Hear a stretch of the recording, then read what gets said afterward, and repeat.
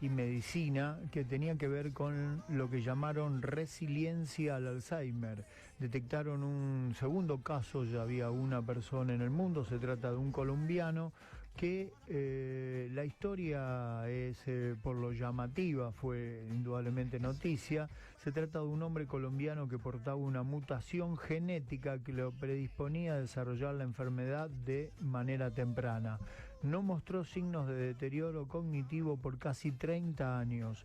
¿Cómo puede ser esencial para generar nuevas terapias contra la patología? Es la pregunta que deberán responder los científicos. Nosotros, para saber de qué se trata un poco esto y cuán curioso es esta situación que le pasó a esta persona colombiana, que por pedido de su familia no se dio a conocer su nombre, que hasta los 67 años no tuvo ningún síntoma y cognitivamente se lo notó intacto. Como siempre lo hacemos, consultamos a nuestro amigo Cristian Calvo Vildoso, neurocientífico por otra parte, y que nos va a saber explicar. Buen día, Cristian, ¿cómo te va? Gabriel te saluda. Hola Gabriel, ¿cómo estás? ¿Cómo estás? ¿Qué dicen? ¿Es realmente esto un caso curioso como para hacer noticia en casi todos los portales del mundo, Cristian?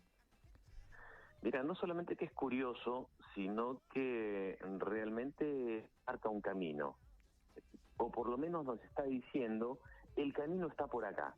Ajá. Y te lo explico por qué. Hay un caso muy similar también de una familia acá argentina que la está siguiendo un instituto de investigaciones neurológicas de Buenos Aires. Y es muy similar. El caso es el siguiente. Vamos a hacer de lo más global a lo más finito para que se pueda entender. No todas las demencias son Alzheimer, partiendo de eso. Vamos a agarrar la enfermedad de Alzheimer. La enfermedad de Alzheimer, menos de un 1%, está entre el 0,1, entre el 0,5 a 1%, podría llegar a tener características heredofamiliares. A esta se llama enfermedad de Alzheimer autosómica dominante. Se reconocen estos pacientes que van a tener sí o sí una demencia temprana se habla a los 40, 45 años, con síntomas de inicio inclusive a los 25, pero ya te hablo de un porcentaje mínimo. Estas personas tendrían que tener esa demencia porque portan una mutación de un gen que ya se conoce hace unos cuantos años atrás. Esos genes que pueden estar mutados te condicionan a tener una demencia temprana. Entonces, estas familias son seguidas para ver la evolución y cuándo van a empezar con los síntomas, y a su vez para ver si podemos intervenir y modificar esa historia que ya está escrita en ese gen. Resulta que se encontró este señor que, aún teniendo ese gen con esa mutación, no hizo la demencia temprana, sino que apareció muy tardíamente.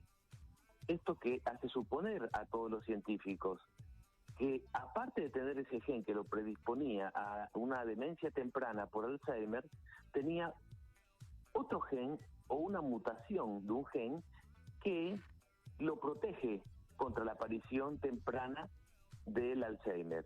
Porque paradójicamente esta gente tenía características en su cerebro como si hubiera aparecido el Alzheimer, pero ellos cognitivamente estaban bien. Cuando se les evaluaba, todas sus facultades de la inteligencia estaban conservadas. Entonces, esto da a pensar que en realidad hay otra mutación genética que los protege. ¿Qué significa esto? Que si conocemos esta mutación genética, nosotros podríamos prevenir la aparición temprana del Alzheimer, o a un paciente que le aparece una enfermedad a los 60 años, lo podríamos proteger hasta los 80, 85, con lo cual estaría llegando al final de su vida sin la enfermedad, o sin los síntomas clínicos devastadores de la enfermedad. Por eso te decía que esto nos marca que el camino está por ahí, por lo menos, ¿no? Claro, lo que llama la atención, como siempre decimos, ¿no? Ubicados en la silla de la ignorancia, la juventud, a desarrollarse la enfermedad o a aparecer la enfermedad o manifestarse de alguna manera, 40 años. ¿Cuál es la edad más o menos más común en donde una persona empieza a tener signos de Alzheimer, Cristian?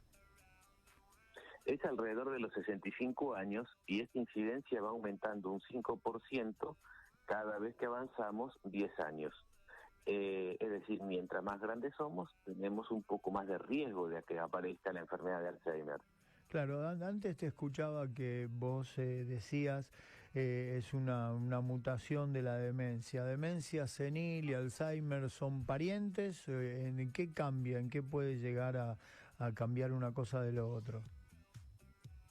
En realidad se habla senil cuando el paciente tiene más de 70, 75 años. Más de 75 años. Se habla de demencia por Alzheimer cuando el paciente es relativamente más joven, después de los 60. Todavía se debate si hay realmente diferencias clínicas. Uno habla de senilidad para darle una justificación, digamos, etaria a las condiciones clínicas que le van apareciendo al paciente, pero en realidad cuando hablamos de Alzheimer hablamos algo específico, con características específicas, con características dentro de los estudios radiológicos que son específicas, y si pudiéramos ver el tejido de las neuronas, sacarle un pedacito y estudiarlo, tiene características específicas, ¿no? Y, por ejemplo, se dan en cuanto a la sintomatología, lo que siente el paciente, suele perder noción de tiempo, recordar cosas que pasaron en su futuro y traerlas al presente, o imaginar situaciones que nunca existieron. Es así. En realidad, lo más notorio y lo más evidente pasa siempre por el tema de la memoria, porque cotidianamente lo que más rápido llama la atención, pero el paciente puede ya, cuando tiene trastorno de memoria, ya puede tener otro tipo de trastornos, como en el reconocimiento de ciertas palabras, del lenguaje oral, el reconocimiento de ciertos rostros, puede tener dificultades para, inclusive motrices, como para coordinar, puede tener trastornos para orientarse a nivel del tiempo, del espacio, ¿sí? Pero generalmente ya tienen otro tipo de trastornos. Y por lo que suelen concurrir al médico principalmente es porque generalmente el entorno los detecta extraños, raros, o son ellos mismos que asumen eso, o posiblemente no se den cuenta que por ahí se pierden. ¿Cómo es esa situación? Mira, la mayor parte es traído por un familiar por los recurrentes trastornos de memoria, omisiones cotidianas.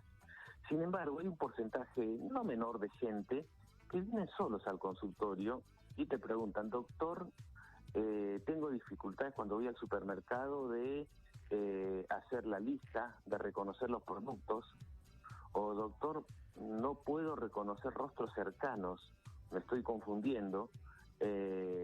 Cuando notan alguna particularidad en sus actividades muy específicas y les llama la atención, ¿no? Pero hay un porcentaje que viene solo realmente al consultorio, sobre todo hoy que queremos extender aún más nuestra actividad o nuestra edad laboral, ¿no? Y gente que se está exigiendo hoy con 70 años tener la misma capacidad resolutiva que cuando tenía 45. Y tomado más o menos a tiempo esto, se puede controlar, se puede acompañar la enfermedad desde la ciencia. ¿De qué modo? ¿Con medicación, con ejercicios, con qué, Cristian? Mira, hoy sabemos que lo más importante que tenemos son justamente los tratamientos no medicamentosos, que pasan más que nada por el ejercicio, por el tratamiento de rehabilitación cognitiva, por ese tipo de asistencia. En segundo lugar, con respecto a la parte medicamentosa, se ha avanzado algo y se reconocen ya algunos tratamientos que pueden disminuir la evolución, sobre todo en estadios tempranos de la enfermedad. Este estadio temprano te lo prolongan, entonces hace que la expectativa de vida y la expectativa para cuando vengan los síntomas más graves de la enfermedad, bueno, sean bastante más tardíos, ¿no? Bueno, Cristian, muchas gracias por atendernos, como siempre, muy amable. No, por favor.